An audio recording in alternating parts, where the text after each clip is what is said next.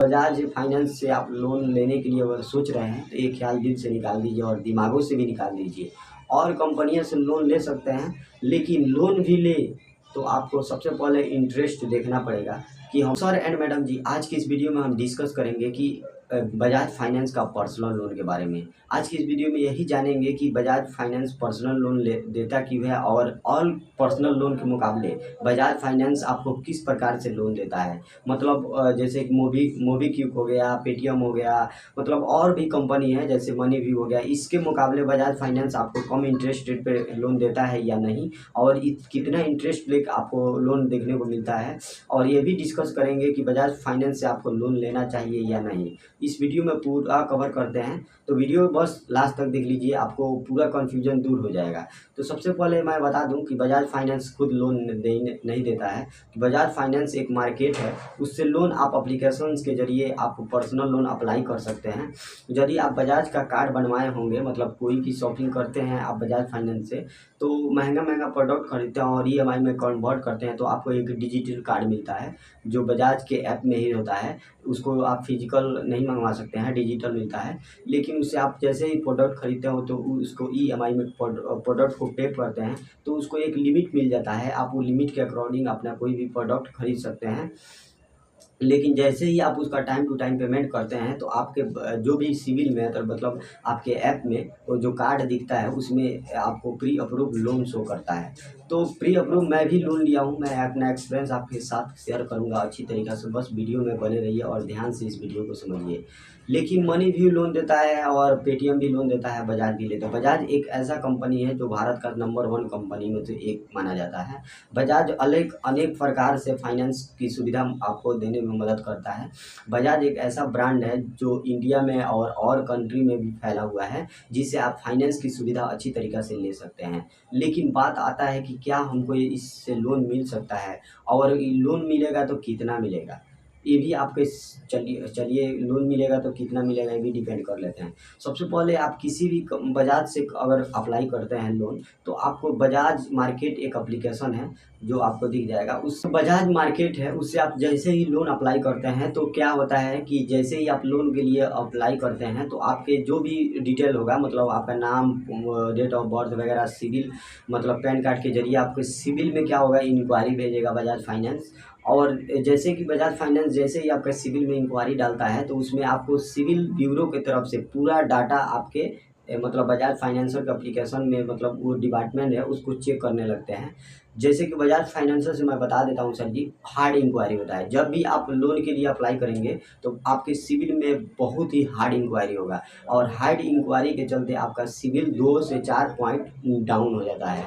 तो बजाज फाइनेंस एक बड़ा कंपनी है जो आपके सिविल में जब इंक्वायरी डालते हैं लोन को, तो उसमें सबसे हाई स्कोर होता है, और हार्ड इंक्वायरी के चलते आपका सिविल डाउन हो जाता है। लेकिन जैसे ही आपका सिविल में इंक्वायरी जाता है और आपका पेमेंट टाइम टू टाइम है, और टाइम टू टाइम पेमेंट किए हैं और अच्छी तरीक़ा से कोई भी लोन लिए हैं उसको क्लोज कर दिए हैं, तो क्या होगा, 750 से जैसे ही आपका सिविल स्कोर ओवर होगा तो हर एक कंपनियां को आपको दे देगा। जैसे कि मान लीजिए मुथूट फाइनेंस दे देगा, मनीव्यू से दे देगा, मतलब बहुत सारा कंपनियां उसका डाटा है जो पार्टनरशिप है जो ऐड किया हुआ है, अनेक कंपनियों से दे देगा। बताएगा कि आप इससे लोन इतना ले सकते हैं, 5 लाख ले सकते हैं, 10 लाख ले सकते हैं।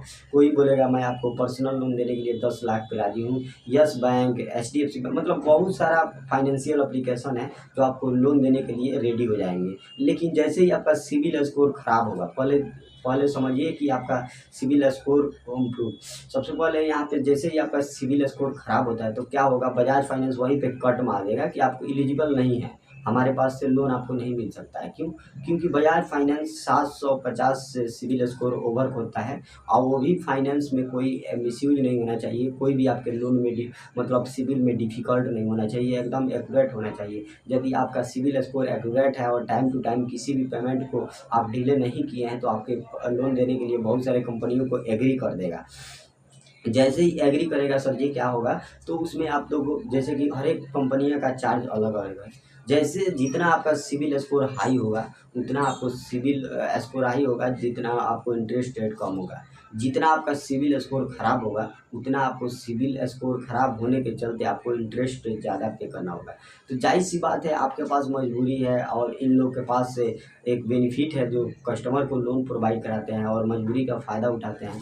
जैसे कि मान लीजिए कोई लोन दे रहा है 15% का, कोई 30% का, कोई मैं खुद लिया हूँ लोन, मैं बजाज फाइनेंस से, तो उसमें हमको इंटरेस्ट देना पड़ता है 3.8%, 38% इंटरेस्ट जोड़ के देता है। क्योंकि सब मैं और कंपनियों के मुकाबले और बजाज से लोन लेने के लिए अगर आपको एग्री नहीं करूँगा कि आप बजाज से लोन लें, क्योंकि उसका इंटरेस्ट रेट इतना हाई होता है और इतना हाई होता है जितना आप अंदाज़ा भी नहीं लगा सकते हैं। तो मैं भी लोन लिया हूँ और 2-3 लोन लेकर क्लोज कर दिया था, फिर एक और लोन लिया, उसको चला रहा हूँ, टाइम टू टाइम भी पेमेंट भी जा रहा है। लेकिन जैसे ही आप डिले पेमेंट करते हैं, उसमें एक ख़ासियत बात ये देखे हैं कि आपका जैसे कि कोई भी कंपनियाँ है कि डिले पेमेंट हो जाता है तो रिवाइजिंग नहीं मारते हैं। मतलब आपके बैंक अकाउंट में जो इमीडिएट है उसमें बार बार एक्टर नहीं मारते हैं। लेकिन बजाज एक ऐसा कंपनी है जो आप लोन लेते हैं तो उसमें एक दिन में 2 बार ट्रिगर दबाएंगे। ट्रिगर का मतलब आप लोग समझते होंगे, ट्रिगर का मतलब नहीं समझते होंगे तो मैं बता देता हूँ। ट्रिगर का मतलब होता है कि जैसे ही आप अपने बैंक अकाउंट में ई मैनिडेट किए हैं, तो ई मैनिडेट करने के बाद आपको बैंक अकाउंट में जैसे ही सफ्टी बैलेंस मतलब पैसा नहीं होने के चलते आप ट्रिगर दबाएंगे पैसा अकाउंट हटाने के लिए। मतलब जैसे ही ट्रिगर दबाते हैं तो आपके बैंक के डिपेंड पे निर्भर करता है कि आपका बैंक कितना चार्ज लेगा। नो अमाउंट डिडक्ट होने के चलते आपका बैंक जितना बार ट्रिगर दबाएंगे उतना बार आपको 500 रुपये GST पे करना होगा। मैं पे किया हूँ।